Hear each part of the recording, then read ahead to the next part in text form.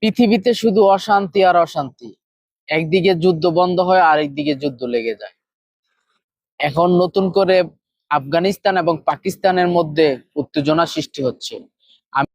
আপনি জানেন কি, ডোনাল্ড ট্রাম্প সম্প্রতি দাবি করেছেন তালিবান যেন আবার বাগরাম এয়ার বেস আমেরিকা হাতে তুলে দেয়।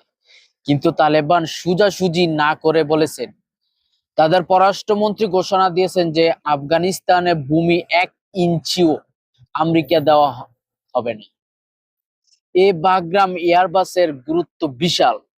কাবুল থেকে মাত্র 50 কিলোমিটার দূরে চীনের পারমাণবিক কেন্দ্র জিনসিয়াং থেকে 1 ঘন্টার দূরত্ব।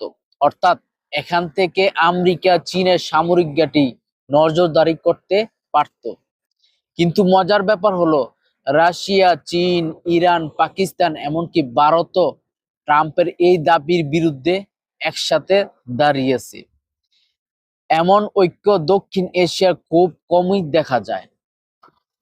তালেবানের এই শক্তি অবস্থান দক্ষিণ এশিয়া আমেরিকার প্রভাব অবসান ঘটাচ্ছে। এখন প্রশ্ন হলো, এই নতুন বাস্তবতা কি এই অঞ্চলে শান্তি আনবে, নাকি আরো বড় সংঘাতের দিকে সূচনা করবে?